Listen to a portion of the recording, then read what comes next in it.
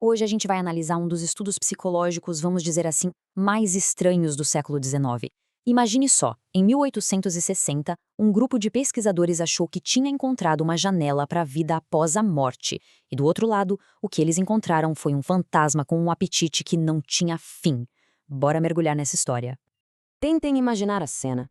Pesquisadores espiritualistas super sérios, numa sala silenciosa, tentando um contato com o além. E, de repente, eles recebem essa mensagem. Não era nenhuma revelação sobre o universo, não. Era basicamente uma ode aos prazeres da vida. E foi assim que o mundo conheceu a figura de Baltazar. Pois é, por mais que pareça uma piada, para aqueles pesquisadores essa mensagem era como ouro. Eles viram ali uma chance única, sabe, de estrutar o mundo espiritual de um jeito que ninguém tinha feito antes. Era quase como uma abordagem científica para o sobrenatural. E o mais fascinante na abordagem deles é que eles não estavam procurando só por anjos ou espíritos de luz, não. Eles queriam o quadro completo. Acreditavam que, para entender de verdade o que acontece depois, era preciso estudar todos os tipos de almas, inclusive aquelas que, como o nosso Baltazar, ainda estavam muito presas aos seus velhos hábitos. E essa citação do diário deles resume essa filosofia de um jeito perfeito. A ideia principal era que as maiores lições não vêm da perfeição, mas de encarar de frente a imperfeição, o sofrimento. Era, no fundo, uma abordagem quase médica para um mistério totalmente metafísico. Então, o grupo resolveu ir além.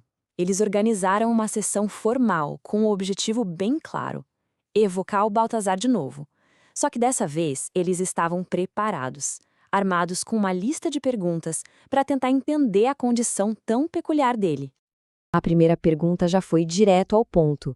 Focava exatamente naquilo que parecia definir o Baltazar: as sensações físicas dele, ou o que quer que tenha sobrado delas. A questão era: será que a fome e a sede, coisas tão humanas, continuavam existindo do outro lado? E a resposta dele é simplesmente fascinante. Ele faz uma distinção muito clara entre a necessidade física, que foi embora com o corpo, e o desejo psicológico, que continuou ali, tão forte quanto antes. Ou seja, o corpo se foi, mas a mente faminta permaneceu intacta. Claro que os pesquisadores ficaram intrigados, né? E aí eles foram mais fundo tentando entender como era essa experiência. Se ele não podia mais comer, será que o cheiro da comida servia como um bom substituto? Ou será que era só uma tortura, uma sombra do prazer real? A resposta do Baltazar é brilhante e dolorosamente humana. Para ele, sentir o cheiro da comida era como olhar para algo que você deseja muito numa vitrine, sabendo que nunca vai poder ter. É a definição mais pura de frustração. E é aqui que a gente entende o conflito central da existência dele. Na Terra, o prazer vinha da posse, do ato de comer. Agora, no estado em que ele se encontra, só existe o desejo, sem nenhuma forma de satisfação. É um ciclo de desejo eterno e frustração sem fim. E aí ele admite, com todas as letras, que essa condição é um tormento. E de uma forma bem comovente, ele revela como lida com isso, criando uma ilusão. Ele tenta se enganar para conseguir sobreviver à tortura de um desejo que simplesmente não morre. E a rotina dele no pós-vida deixa muito claro o quanto ele ainda está preso ao mundo material. Ele não está por aí flutuando pelo cosmos, explorando os mistérios do universo, não. Ele está em feiras, em mercados, observando o peixe fresco chegar. Ele está preso exatamente nos mesmos lugares e nas mesmas paixões que definiram a vida dele. Mas, para entender o fantasma, os pesquisadores precisavam primeiro entender o homem. O que será que na vida terrena dele o transformou nesse eterno gourmet do além? E, olha, os detalhes da vida dele são bem reveladores. O Baltazar não era um glutão qualquer. Ele era um advogado de uma família muito rica e culta, uma verdadeira linhagem de apreciadores da boa comida. Os pais dele eram o que se chamava de fermiers généraux, que eram basicamente os coletores de impostos da realeza, ou seja, tinham uma fortuna imensa. A paixão dele pela comida não era por necessidade, era um prazer refinado, cultivado por gerações.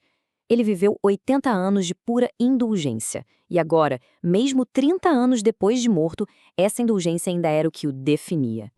Com todos esses detalhes em mãos, os pesquisadores começaram a montar o quebra-cabeça. Qual era, afinal, a grande lição por trás do caso do Baltazar? O que a história dele dizia sobre a conexão entre a vida que a gente vive aqui e a eternidade que talvez nos espere? É nesse ponto que o Baltazar revela uma coisa bem surpreendente. Ele reconhece que existem outros espíritos mais felizes que ele. mas admite que os próprios apegos o impedem de entender essa felicidade. É como se ele estivesse sintonizado numa frequência diferente, sabe? Incapaz de ouvir a música que os outros estão escutando. E, na sua despedida, ele mostra uma autoconsciência que chega a ser comovente. Ele entende a própria prisão.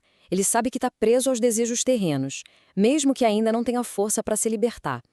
Existe ali uma faísca de esperança nas palavras dele, mas ela parece muito, muito distante. E tudo isso leva a gente para a grande conclusão do estudo. Eles chamaram isso de fisiologia do mundo espiritual.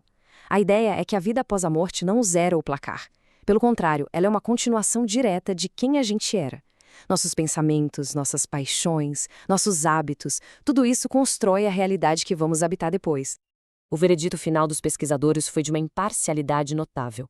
Eles não julgaram o Baltazar como bom ou mau.